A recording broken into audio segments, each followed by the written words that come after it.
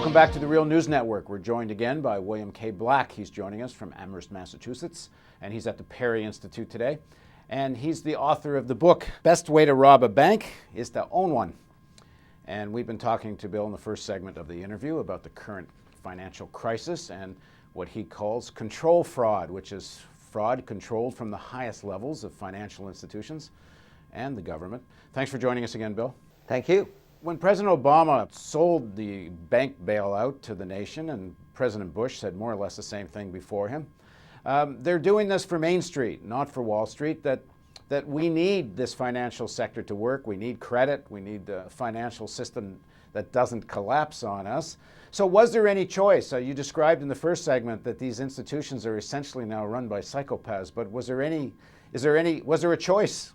Yes, all of these institutions were insolvent on a market value basis without the government bailout and were in imminent liquidity crises. The United States government had leverage that is never had in the history of the Republic. And it could have produced any of the reforms out of that leverage that it needed. And finance desperately needs reform. Finance has grown from about 5% of the profits of America to about 40% of the profits of America. It is a huge parasite. Instead of the theory, which is that it's supposed to help Main Street, think of it as a giant engorged leech on Main Street. And it has made Main Street far more sluggish. And it, by the way, it doesn't just take money out of Main Street, it takes it out of the poorer parts of America and it transfers it to the richest parts of America. So finance is largely responsible for the massive growth in inequality. And it means that even when our economy is supposedly performing, like last decade before the crash, in fact, middle-class Americans were no better off at the end than they were at the beginning, after a full cycle of recovery. And that's the first time in U.S. history. And so when the market supposedly is working well, it's bad for Americans. And when the market goes and takes us into its latest crisis, and it is set up now to bring us from one crisis to another, then it is horrific for America. So finance desperately needs to be tamed. And there was an opportunity, you're saying, to deal with this leech in a more fundamental way. But first there had to be an acknowledgement on the part of the Obama administration that there needed fundamental change in the finance system. But that doesn't seem to be what we've seen. Well, you didn't. And the Obama administration, we knew from the beginning, was going to be, at best, very poor on finance. And it's because it chose as its leadership Larry Summers and Geithner. Larry Summers was an architect of the deregulation under the Clinton years. This is a protege of Rubin, Goldman Sachs, that helped produce this disaster. Now, that was a bipartisan effort. Phil Gramm was also a leader, but the Clinton administration was a major contributor to this problem, and Larry Summers was a big part of it.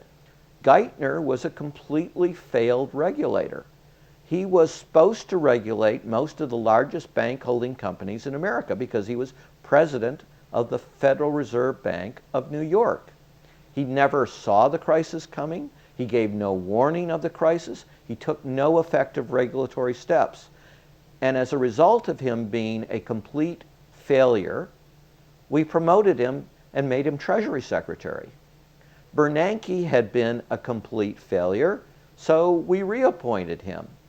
And Bernanke just appointed Patrick Parkinson to be in charge of all examination and supervision at the Federal Reserve. This was in late fall of last year. Well, who is Patrick Parkinson? No one's heard of him, obviously, any more than they've heard of Bill Black. But Patrick Parkinson was the person that Alan Greenspan used to lead the charge against Brooksley Born in 2000 and in 1999 when she wanted to regulate credit default swaps, which is what blew up AIG, and is where we bailed out Goldman Sachs.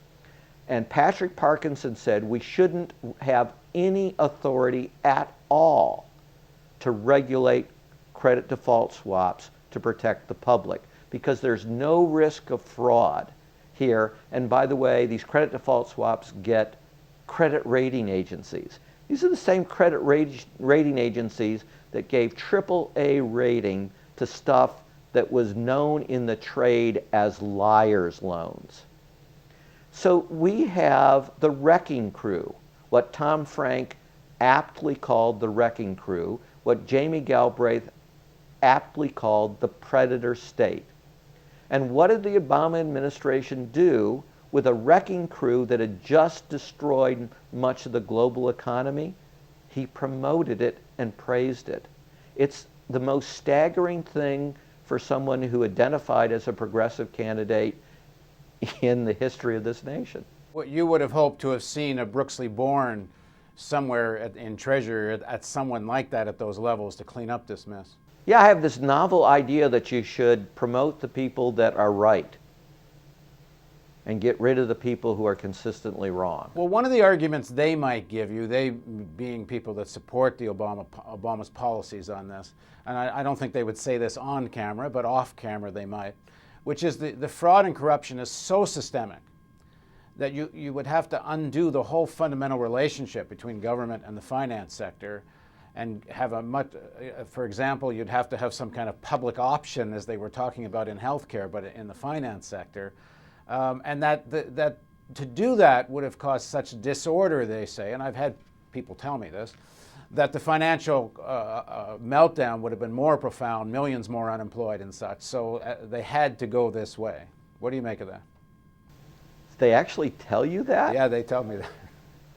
I've never had anyone with the gall to say that. That's extraordinary. I mean, when I describe the current crisis and its causes to people who are Indonesians of, say, 50 or years or older, they have no trouble at all understanding modern America because it looks just like Suharto.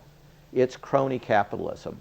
And what you've just described is people saying, our system is so embedded in crony capitalism now that if we interfere with it, there'll be a crisis. Well, if you don't interfere with it, you will have repeated, intensifying crises, because that is the nature of the beast of crony capitalism.